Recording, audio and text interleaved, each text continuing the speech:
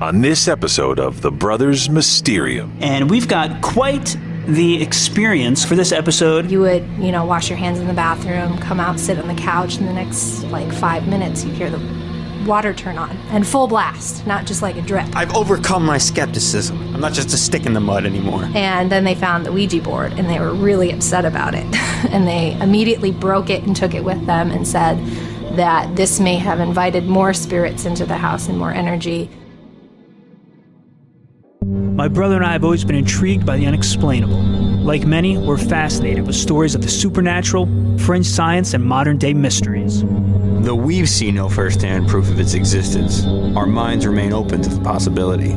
Unsatisfied with the so-called evidence on television and the internet, we are choosing to take matters into our own hands and conduct our own interviews and research. Now we're on a quest to speak with as many people as we can and hear the stories of these events from those who have lived them. No Hollywood effects or exaggerations, and no hidden agenda. We invite you to listen and decide what and who you believe. We are the Brothers Mysterium.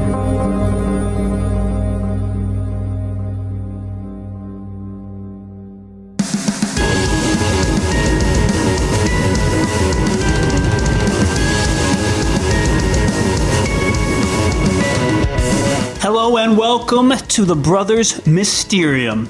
This is Tommy. I'm joined by Eric. Heyo.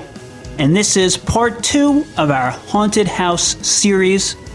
And we've got quite the experience, quite the story for this episode. It's got a little bit of everything. It's a great guest, Laura. She grew up in a home that was haunted.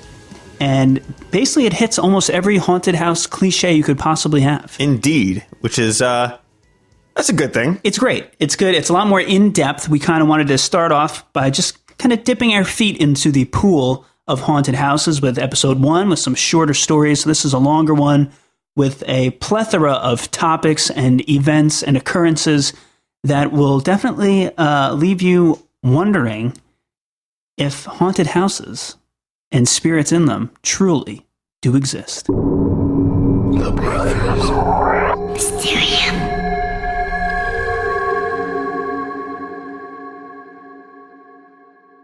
Check 1 2, check. Testing 1 2 3. This guy checking his mic level is Kyle. 1 2, 1 2 3 4. And the story that follows is about something that his wife Laura shared with him a few years back. Well, I guess she told me while we were dating, so it wasn't any surprise to me. And depending on your beliefs, this type of disclosure can be the kind of thing that sometimes makes or breaks a new relationship. It was always in the way back of my mind that I'm like, oh, I wonder if I ever go there if things are going to be weird. When you went there, were things weird or no? Nothing was weird, but I did have, I'll say mild paranoia. And in fact, like when we were about to go to bed, I was just like, all right, something weird going to happen. Like I was always just kind of like, not worried about it, but I always thought, oh, maybe something's going to happen. What Laura told her then boyfriend Kyle was that the house she had grown up in and where her parents were still living was, of course, haunted. And what did you think, like when you're first starting dating, it's kind of early on, I don't know how far into a relationship you revealed that your childhood house was haunted, but were you just kind of like, oh, that's interesting, or were you like, what is she talking about? No, I never thought she was making it up. Like, everything she told me about the house seemed pretty plausible, and I was like, all right, I haven't experienced it myself, but a lot of people have the same kind of accounts for what you would call a haunted house, so I didn't think she was crazy. And I just figured if it happened, it happened. If not, so be it. Were you almost half excited, like you wanted it to happen? A little bit. I was kind of hoping I would finally experience something, but you want the mild version, right? Like if you want to have a ghost encounter, but you don't want like a crazy evil demon, you want you want Casper to say hello to you, and be like, okay, cool, ghosts are real. Now I know. You don't want to just be tossed into The Exorcist, right? Exactly. Yeah. You gotta build up to it, Okay. So, to set the scene for this story, we're heading out to the Midwest, Michigan to be exact. Yes, in Michigan, St. John's, Michigan. That's Laura, by the way, the guest for this episode, and she and her family relocated to St. John's about 2 decades back. Well, we moved to this house in 1999 from Colorado. I was 12 years old. Now, naturally, the house that she just mentioned has a lot of interesting qualities to it. And of course, some history. Yeah, it's a pretty old house. And a pretty cool house. Right after World War II, there was a surge in family home construction. And it's during this period that the house from our story was built. 1947, to be exact. It was built, strangely enough, actually, by the doctor that delivered my mother. So she moved back to her hometown, and we bought this house, and we found out that it was built by the doctor that delivered her, which was interesting. And then he sold it to the Briggs. Roy Briggs and Pauline Sandham were both born in 1911. The two were married in 1935. From that point on, they were known as Mr. and Mrs. Briggs. And it's likely that the couple purchased the house in the 1950s. And the Briggs finished the house with an apartment on the second floor for their son. And they lived there until both of them died. Mrs. Briggs died in 1989, followed by her husband Roy in 1996. And then their grandchildren moved in, and they lived there for a while until they sold it to us. So pretty much the Briggs have always lived in that house. All right, back to 1999, where a 12-year-old Laura and her parents are adjusting to life in their new home. It took us a long time to figure out the light switches in the house. Any new place you move into, takes a while. So we were frustrated at some points and just unscrewing light bulbs. And occasionally we'd come back into a room where we had unscrewed a light bulb and removed it and put it on a shelf. And then it was back in the socket and turned on when we came back into the room.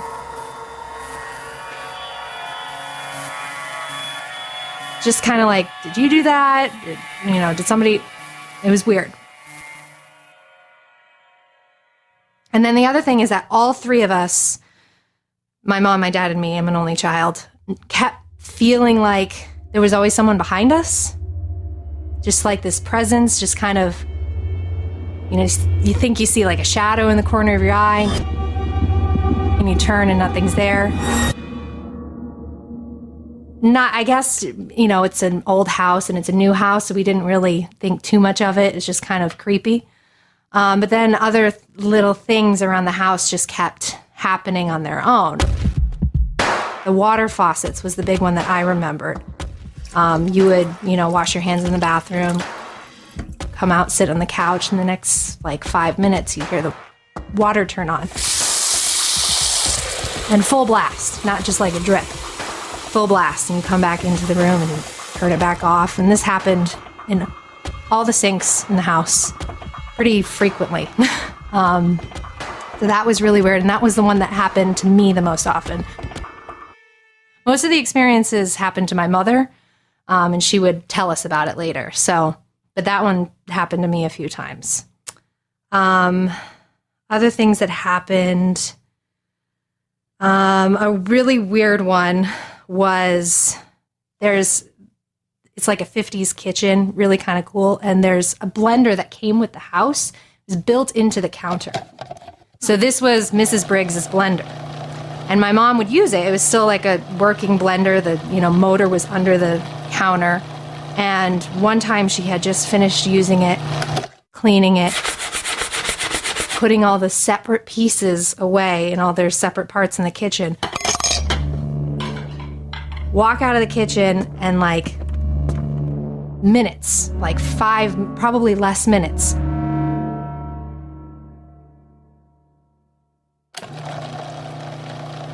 The blender is turned on. She comes back and it's all back, put together, and it's running. Completely reassembled. Completely reassembled and quickly, really quickly reassembled. That one was the weirdest one, and that really freaked her out. Another one that she described, I think I was at a sleepover when this happened, and my dad was traveling. And she was in bed with the dog, and we had 2 cats. And she hears a really loud, bang, thump in the basement. And she comes down, and we have a wine rack. And this is the kind of wine rack where the wine is all pointed downward. So you can't really imagine it falling out on its own. But there's just a wine bottle in the middle of the floor on the other side of the basement, just sitting there. And it scared everyone. It scared the dog, the cats. They were all there with her, so it wasn't one of them. So that really scared her too. The other one that I remember specifically, because I experienced this one, it was on Halloween. And I can't remember. I had gotten a Ouija board, I think, for Christmas or something. And I don't remember if it was before or after this incident. But my friends and I were playing with the Ouija board. And at some point, I think before we went out trick-or-treating, Winston, our dog, just started freaking out at the refrigerator. Hair on the back of his neck is standing up. He won't go into the kitchen. And this is a very food-motivated dog. We couldn't get him, with any food, any treats to go into the kitchen. He wouldn't go anywhere near it. And he's snarling and growling. And, he's a little pug. You've never seen this kind of behavior out of him, ever. That was the only time. So that was really weird. Yeah, that one was really freaky to me because I just didn't understand it. I'm like, he's just staring at the refrigerator barking. It was scary. And then I think the last straw for my dad, who hadn't fully experienced anything directly, was my mom had left and she had, I think, gone to the grocery store, and she was gone for over an hour. And she came back, and my dad and I were watching a movie, and we hadn't gotten up. So we hadn't gotten up at all. She came back and came directly into the kitchen, and the burner was on the stove, and the tea kettle was on it, slightly kind of off of it. And it was, red hot, turned on, but the tea kettle wasn't whistling. So she couldn't have left it on, and she left because she was gone for over an hour. Neither my dad or I had gotten up that entire time. It wasn't us. So that's when my dad got really freaked out, and he was like, okay, if there's really a ghost in this house, now it's dangerous. There's a fire hazard going on. And at that point, I didn't know about it, but they contacted the Mid-Michigan Ghost Hunters Society. Yes, and they agreed to come out for just the cost of gas. So we didn't pay them anything, but they told them right away, don't tell your daughter about this. Send her away to her friends. She's an innocent, and if she knows about it, any, bad spirits might come for her. So I didn't know at all what was happening, but they sent me away, and the rest is in my notes because I wasn't there. But apparently they came with digital cameras, which was unusual at the time. It was, 1999. And they had a couple of women that were called intuitives. Because there is no DSM for parapsychology, the term intuitive doesn't have a strict definition. Generally, though, it's thought of as someone that receives information from the spirit realm in the form of residual emotional energy. Who immediately felt a strong residential presence in the home. And they said they felt what they called a vagabond spirit. If you've never heard these two terms before to describe ghosts, that's again because there isn't one encyclopedia that has all the definitions firmly laid out. Different cultures and different groups have all kinds of names to describe spirit entities. In this case, it's safe to say that a residential presence is most likely a ghost that is haunting the place where it lived while it was still alive. Which is probably Mr. and Mrs. Briggs, is what we assumed at that point. Because we didn't really know much about them other than we knew that the Briggs had lived there until all this stuff started happening, and then we started researching about them. As for the vagabond spirit, that's likely a ghost that kind of hops around from house to house and from haunting to haunting. So they snapped a lot of pictures, and what kept coming up in the photos was orbs. It's kind of a typical ghost hunting phenomenon. You see these little orbs, and they're supposed to be spirits. Some people think they're just dust. That's what I thought when I saw them. I was like, looks like dust. But what was interesting about it was that the woman she walked into the living room and said, everybody have a seat. And then they started snapping pictures. And when they looked back at those pictures, there was an orb on every seat in the house that wasn't, occupied by a living person. That is interesting. Yeah. And then they were kind of just sitting around talking, snapping pictures, taking audio, files, and they said something about there's a party in the basement. She said she heard a party in the basement, which is interesting because our basement has a built-in bar. It's definitely a party room at some point, and we heard rumors that the Briggs were like the party house. You know, they had a lot of backyard barbecues. They had like a rooftop patio. They were just party people. And so the basement was kind of set up like a 50s party basement. And they went down there and they snapped a lot of pictures. Looking back at them later, there's orbs everywhere. Like there's a party down there. Yeah, I mean, it's so covered in orbs, you can almost can't even see us. It's just so cloudy, the photos. Which is pretty interesting. And then they basically said that there was a strong female presence in the house. Someone who related to my mother and often followed my mother around, which is why my mother was experiencing most of the phenomenon. And they said that most of the photos, I can't remember it, but most of the photos there was an orb, a darker or stronger looking orb, kind of always next to my mother.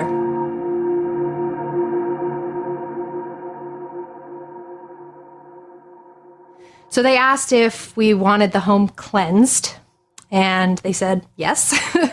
So they started doing a ceremony of putting circles of sea salt in every room and praying to Saint Anthony, the patron saint of lost souls. In most occult and magical traditions, salt is believed to have the ability of weakening spiritual or psychic energy, and forming it into a circle is said to create a protective ring. As far as praying to Saint Anthony goes, in this case, the petitions of the paranormal group may not have been of much use.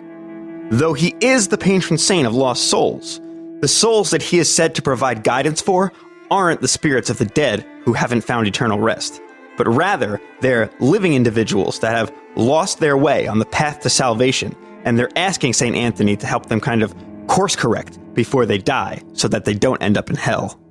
Anyway, as the paranormal team continues to cleanse the house, they make their way into Laura's room, and it's here they find something that they're not too happy about.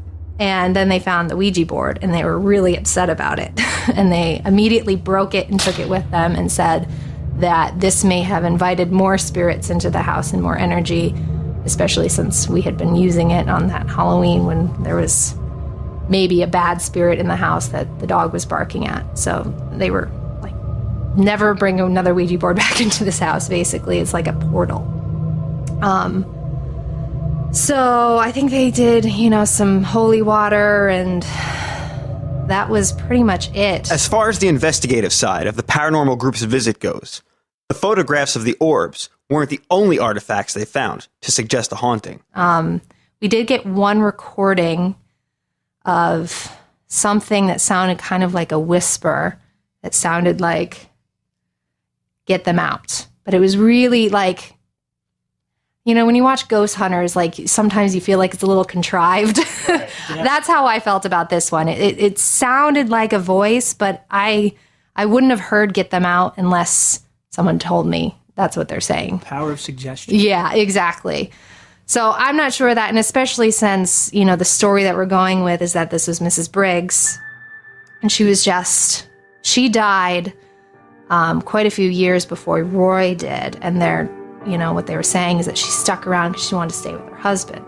But then she kind of got stuck, even after he died. And then I guess she was known to be a woman that just didn't like change.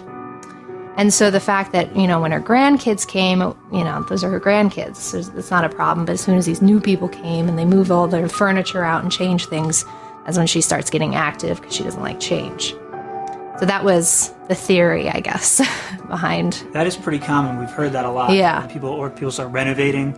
Yeah. Kick up spirits because they don't like it. Like the change. Yeah. Yeah. Especially since they were the ones that finished building the house. So it was like their house.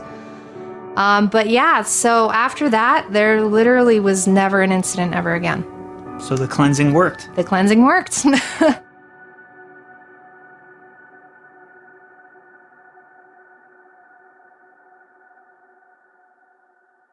And when did your parents finally come clean and tell you that they had this cleansing ceremony happen? It was the night that it happened when they picked me up from my friend's house. They were like, okay, now we're going to tell you what happened. Because they just they couldn't keep it. I was going to come back to a house full of salt all over the floor. No good excuses to explain that one. Yeah, and they needed to also explain why my Ouija board wasn't there anymore. Right. You get that as a gift, you said, right? Yeah, it was like a Christmas gift, I think. So those ghost hunters ruin your Christmas gift. Exactly. I was not happy about that. I remember being really upset. So when you first moved there and this weird stuff starts happening, were your parents open and honest with you when you would say, how come these lights are turning on, or how come the blender's running, or why are things moving? Who keeps turning the water on? Were they? Yeah, I think we were all just kind of joking about it at first, oh, maybe we have a ghost, but the more times it kept happening, then the more we were like, maybe we really do have a ghost. And then we started, that's when my mom started doing research about previous owners and finding out some interesting stuff about them. And then, I don't know, I guess at that point, that's when they stopped talking to me about it, when they contacted the ghost hunters, because they said, stop talking to her about it. And was your dad skeptical about the ghost up until the burner was on?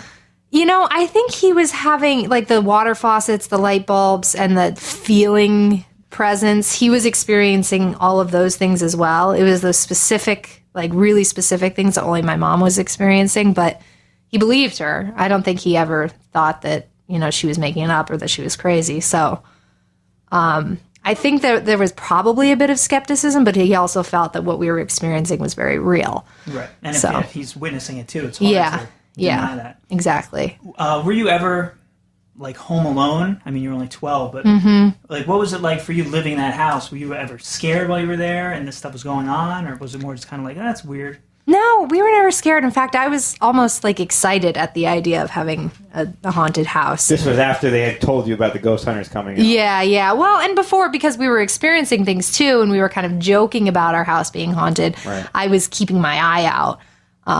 But as soon as you're looking for it, nothing's happening. Mm-hmm. It's always when you're not thinking about it. But I remember specifically late at night coming down the stairs and looking around and trying to see a ghost. Never did, but yeah. I was always more excited and interested and, fascinated by it than scared. I was never scared. Right. And then I guess you kind of answered this, but you said you would feel sort of a presence behind you sometimes. Yeah. But I guess it was never really a threatening presence. No. I guess the EVP that they said they heard was get out of the house. Yeah. But as you said, it was Miss Briggs who lived there. It was never a harmful spirit or a negative energy, anything like that. No, I never felt any negative energy. Although the worry from the ghost hunters is that the Ouija board may have brought in some more spirits than just Mrs. Briggs. Plus, there was that party in the basement. I was going to say the Ouija board was an invitation to the party, and ghost partying in your basement. Exactly. So even though she was the strongest presence in the house, there was others. So maybe some others that were coming in and out may have been bad, especially the one that, my dog was very unhappy about. Maybe that one wasn't such a good spirit, but I never felt anything evil. I mean, there was a couple times just being in my own bathroom where you're looking in the mirror and then you think you see something in the corner of your eye and you turn around and it's not there. So you kind of get a little scared because you're I swore something was there, but it wasn't. But it wasn't evil. It was just kind of startling. Never anything malicious. Yeah. As far as that party and the ghost hunters coming, do you still have those photos by chance, or do your parents have those? They do, and I did ask them before this, and I think they've been having a hard time tracking them down. But I'll keep bugging them. Okay. Yeah, that'd be awesome. Yeah, especially the audio clip and some of the photos. That would be really cool. So that would be awesome to have. Yeah, I'll keep bugging them to see if they can find it. I mean, it was 1999, so it's been a while. Who knows how they were holding on to photos back then. Do you have any more questions? Do they still live in the same house? Yes. Okay. And they since the Michigan ghost people, I forgot the official name, but since they came, have there been any experiences or no? No. Nothing. Never again. And do you know if your parents were believers in supernatural or ghosts prior to this? Like you said, your father was a little bit of a skeptic. But was your mom open to it, or? I think that they have always been open to it. They never had any experiences prior to this? No, okay. No, never. And if you had, well, it's kind of hard for you to tell because you were so young when it all happened, but would you consider yourself to be a believer now? 100%? Yeah, I guess. I think that there must be some sort of energetic presence that we can't see with our eyes. I don't know exactly what that would be, if it's ghosts or just in, other dimensions, or I don't know. But I think that there's something that we don't understand. And have you had any experiences separate from that you would call supernatural? No, never. Awesome. Yeah. You got anything else there? No, that covers it for me. All right, cool. Just a few quick notes on this episode. Since recording it, Tom and I have tried to track down the Mid-Michigan Ghost Hunter Society and haven't found any organization with that name. We reached out to a bunch of similar sounding organizations that may have evolved from the Mid-Michigan Ghost Hunter Society or contain similar members or whatever, but we haven't heard back from anyone. And as far as the photos and the voice recording go, Laura's parents have had no luck finding them.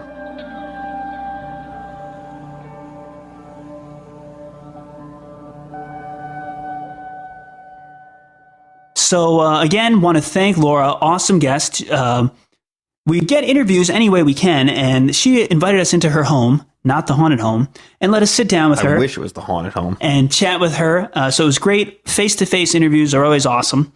And she had a ton of information. She had notes. She was very well prepared. And I think she just kind of had a great attitude about things. She was very honest with us in sharing her opinions and her recollections, which obviously made for a great interview. And now, let's just break it down and talk about it. One thing I liked was she was 12 years old at the time, so she can easily remember things. She can recall things. She was old enough. It wasn't a case of like, well, I was 4 and I don't know. Yeah. Like there were occurrences that she remembered. And it all started off with, I guess, our first, if we're making a list of characteristics of a haunting, the first one will be objects moving on their own. And it started out with, they would take down light bulbs, put them on a shelf, go to the next room. They're playing with light switches, getting a feel for the house, come back in the room. The light bulb is now returned into the socket and is turned on. Hard to explain. In episode 1, you had discussed your short-term memory issues. Right. Now, there have been times where I've changed... No, I'm just kidding. That's a little more involved than leaving a cabinet open. Yeah, and that requires effort. It's not the wind didn't blow a door closed. It's moved from the shelf. It's been screwed in, and the light switch is now on. So that is very hard to explain, and it's maybe have happened once, but she said, her parents are doing it in different rooms.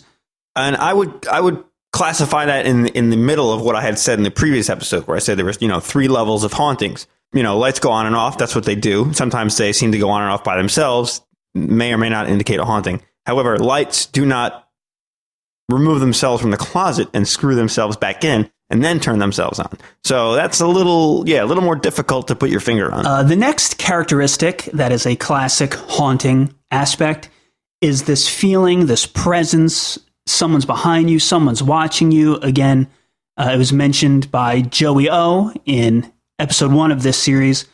And that just is sort of that feeling that comes when I'm not alone here, something else is with me.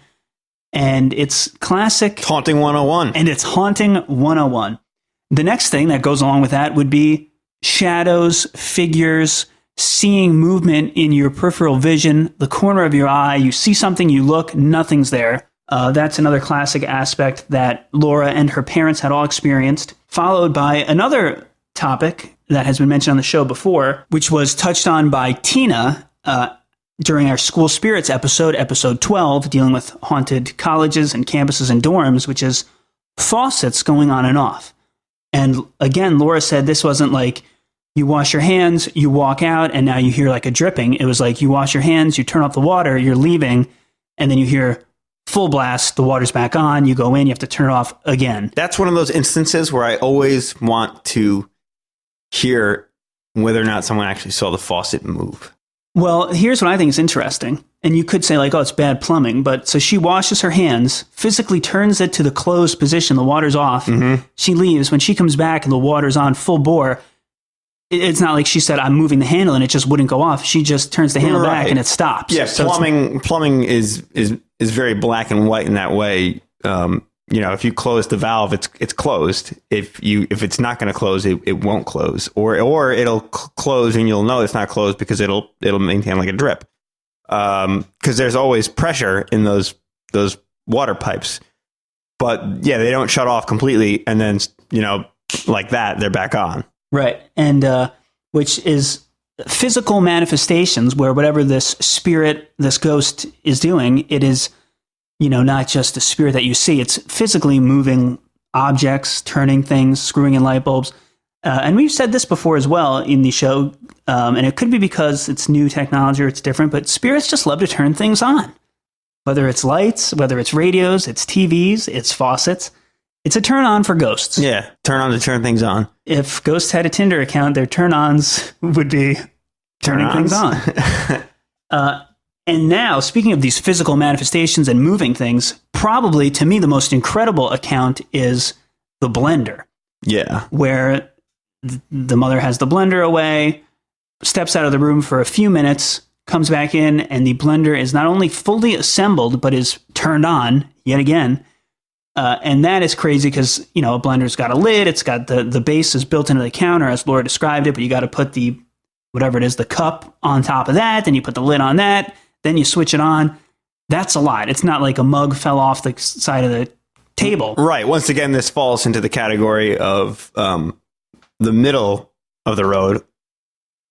Not the third side, because I consider that to be full-on visual. But this falls in the middle because, again, this is not what blenders do. If the blender was there, off on the counter, fully assembled, and then it was on somehow, I would say, okay, spooky, but not mind-blowing. Right. Could be a short circuit. Could have been something. Right. Now, if you placed me in a room with that blender in pieces and said I had less than 5 minutes to assemble it, you can bet your ass I wouldn't be able to do it. So that would have, unless there was somebody who knew that blender back and forth and was able to assemble it in 5 minutes fast, it's more likely that it was a ghost. Unless that ghost was Mrs. Briggs, who knew the blender? Who did know the blender back and forth. One thing that I think we should do, as you keep referring to your 3 categories of hauntings, is you should make a diagram which we could put on our Facebook page so people could refer to it. Okay. So check that out at facebook.com/The Brothers Mysterium. And we'll also put it on our Twitter and Instagram, which are both at Mysterium Bros, for you to reference. And obviously, feel free to comment and reply and critique. So another big episode with movement is the mother's home alone. She's in bed with the animals when there's a thud in the basement, and she goes down to find a bottle of wine. Hasn't fallen off the wine rack and shattered or anything. It's now literally moved across the room and is just sitting on the floor. Upright. Again, hard to explain. That's weird. She's home alone. The animals were acting weird, which is another one of our classic characteristics of a haunting. As we've said, animals are very intuitive when it comes to spirits and energies, and they'll act strangely, which comes up again.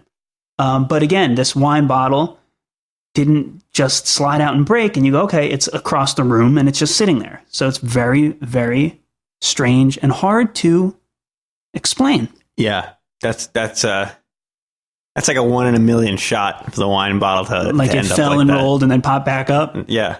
I don't know what could have done it.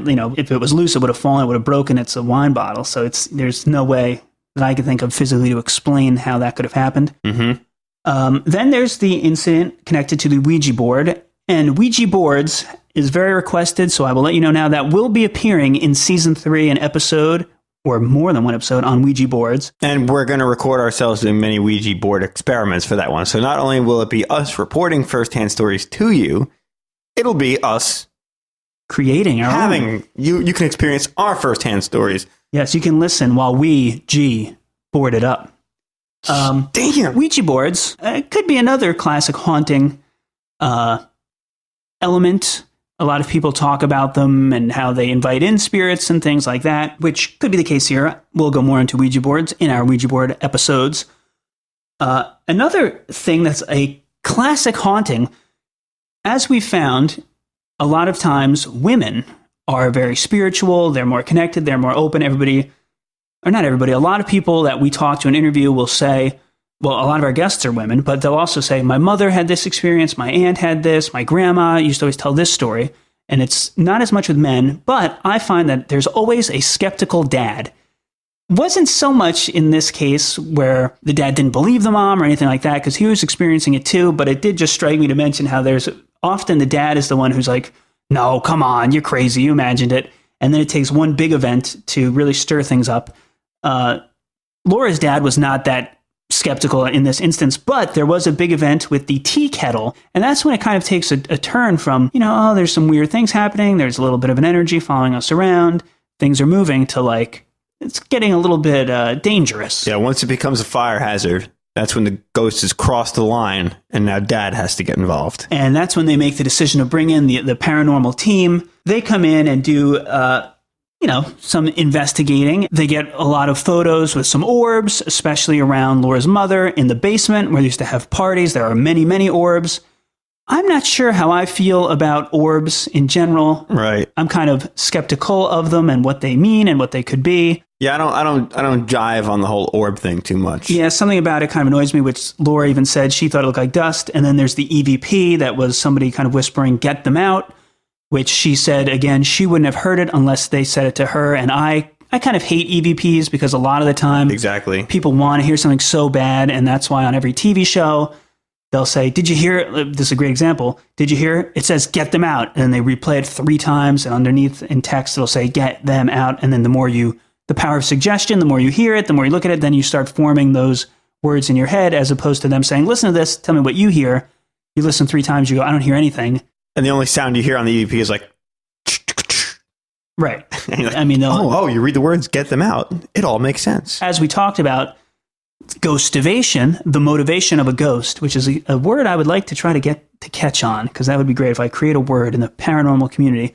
But Miss Briggs is kind of this nice, lovely lady, homeowner. So why she's kind of trying to light the house on fire or saying get them out doesn't make sense. But well, she may not have been trying to light the house on fire. She may have been trying to make tea. That's very true. And maybe Miss Briggs was acting out a little bit because of change, which is another one of these classic instances that surrounds a haunting. We've talked about that in episode 1 with the lady in black at the restaurant. Exactly. Anytime there are renovations, there's changes, there's new people, certain spirits, I guess, called residential spirits at times, they're territorial. This is my home. Even if they're not mean, it's just that feeling of you're changing things. Why are you doing this? This was my dream home. We made it this way. Now you're remodeling it. You're renovating it. You're switching things up. And that'll stir up activity. It can increase activity if there's some paranormal things going on. Then you start renovation, it's more. Sometimes your house is quiet. Then when you start renovating, things kick up. So that's another one of these classic haunted signs. The interesting thing about that is it reminds me of the movie The Others. Are you familiar with it? Is that the one with Nicole Kidman? Indeed. Yes. Yeah, where, spoiler alert, if you haven't seen this movie, you may want to skip ahead a few minutes here, but they're in this house and they're experiencing all this supernatural phenomena. There were voices, a boy and 2 women, and they were talking and together. Mommy, look! They're not really sure what's going on. Phenomena. Phenomena. Sorry. And the things keep changing in the house and they're not sure, and they're like, we gotta get these ghosts out of here. Turns out, children, if you're dead, why do you remain in this house? We're not dead! Why do you remain in this house? We're not dead! We're not dead! We're not dead! We're not dead! Why do you remain in this house? they're the ghosts. Ooh, the other Mysterium. Right. And the people who moved in are the new owners who are then changing the house. So could it be that, Miss Briggs is in her world still living in the house and, her blender magically was put away. So she had to take it back out and restart it. So it's almost the reverse where she's seeing Laura and her family as the ghost, which could be a residual haunting, the stone tape theory, where like backwards, maybe. Right, where she, in her mind, okay, I'm going to make tea now. Or, she comes in and she's like, who's unscrewing these light bulbs? She puts them back in. Exactly. And then Laura's family comes in and say, who's doing the opposite of this? So and when she says, get them out, it may not be I'm a spooky old ghost now, so I got to chase people out of my house. Maybe she's referring, get them out, get these ghosts out of my house, as she may be perceiving them at that point. Yes, a cool way to look at it from the flip side. I've overcome my skepticism. I'm not just a stick in the mud anymore. Well, we'll see how long that lasts. Probably not too long. Another thing that I think we can discuss this now, you were kind of heading this direction earlier. I think that Miss Briggs is most likely the culprit, the spirit here, the energy. Seems like it. And it makes sense that she is connected with Laura's mom, one housewife to another, that motherly woman connection. She has the most activity around her. She feels like she's being followed a lot. A lot of things happen when she's home alone. And a lot of it is this sort of domestic housework stuff. Moving a bottle of wine, putting the blender together, making some tea, turning water on and off, stuff like that. So it does make sense that maybe one female spirit would connect to another. One mom in the home has now joined with the other mom in the home. And now I want to talk about something that I wasn't sure if I wanted to bring this up, but I'm going to. Uh-oh. It's about to get dark? Well, I never like to talk about politics or religion because it opens up this huge debate and things get crazy. But when the group came, they did the cleansing and it worked, and there was no other activity after, which could have just been the placebo effect, where now they just feel better. We've talked about that before, where it's, does the ritual work and, Mrs. Briggs and any other spirits are freed? Or is it just it's given Laura and her family a peace of mind now, and now they no longer associate little things as being ghostly? But what's interesting is, if you believe that it did work, they used holy water, they prayed to St. Anthony, which I think if that works, then you must say that like God exists, and technically like Catholicism is the one true religion. Or, well, I guess, yeah, Catholicism. Because also with demons and stuff, and that will be an upcoming episode as part of the series. But like, if you're able to go in and read the Bible or use holy water, and it works, and it drives out evil spirits or spirits in general, it doesn't make sense to me, because it's like, and I've also looked into it, and people say like, well, whatever religion you are, just use that and that'll drive out the spirits. But like, what if I am Hindu, but the spirit of the person who lived before me was a Buddhist? Why would holy water... Your Hindu powers won't work on me. Right. Why would praying to St. Anthony get the spirit out? Like, it doesn't make sense to me almost. You have no power here. And it kind of makes me... That's why part of me wonders if these house cleansing are more an act of relief for the homeowner than actually work on spirit. What if you have a spirit who is agnostic and doesn't believe any religion, and then you're there throwing holy water on the spirit, you get a call saying, God drives you out now, go on to the light, go to heaven. And why would it work unless you're trying to say that? The only other thing I could think of is if you want to, and of course this is again a shot in the dark, my own just way of analyzing the situation currently, is it could potentially be not what you said about, whatever religion works for you, because that's, that it can't be possible that all religions are equally true and equally valid. But it could be that the feeling it evokes in people is what actually drives the spirit out. So it's not if you're reading from the Bible or the Quran or whatever. Right. It's more your faith. Right. Whatever inspires this emotion. Feeling of pushing that thing out. Whatever empowers you to feel more powerful than what's in the house. Yeah, I like that. That's a good way of looking at it. And it has always bothered me that it's like, you got to get a priest to get this ghost out. It's like, well, what if we're Jewish? What if the ghost was Jewish? It's like, I've never liked that. Right. It's like, just throw some holy water around, read a couple Bible quotes, and it'll leave, because it's like, well, what does that mean? I actually saw an interesting flick. I don't recall the name now, but flick. It had Gary Oldman in it, which I was surprised, because it appeared to be a B movie to me, and we all know Gary Oldman is no B movie guy. And they did an exorcism in it, and in it they required one person from each religion. Ooh. Yeah. Almost like a Justice League of religions. Exactly, yes. An all-star exorcism team. Yeah, so that's something, whatever your religious beliefs are, we respect that, but I always found it interesting. But I kind of like the way you've actually kind of opened my mind up to that maybe it's not so much about whatever your religion is, it's more your belief in that moment creates the internal force you needed to drive out this spirit or whatever it might be from your home. Right. Which is a cool way of looking at it. It's something to keep in mind. We want to thank Laura again. Great guest. And we want to thank Kyle, too. And Kyle. Don't want to leave him off. Both of them for inviting us into their home, sharing their story. And that'll wrap up this episode, but we will roll on as our haunted house series continues. We're going to travel to a new house. On the next episode of The Brothers Mysterium. And it's not like the dresser fell on her and it slid off. Like she said, like it went across the room. He remembered that it was a girl, and in his dream, I was getting strangled or choked. The woman that was sitting in the install in the floor was no longer like a full-bodied woman. She was like an apparition with like no legs. And it definitely fits the bill for a poltergeist. I mean, it's more than just making noises at this point when it's bruising you and shaking you off a bed and stuff. And I was hearing all these like footsteps up the walls, things falling, and like just wind going through the living room with no windows open. Just like it was just like ominous things just happening over and over and over again. And I ended up covering my eyes and asking her to stop and crying, like, just please leave me alone.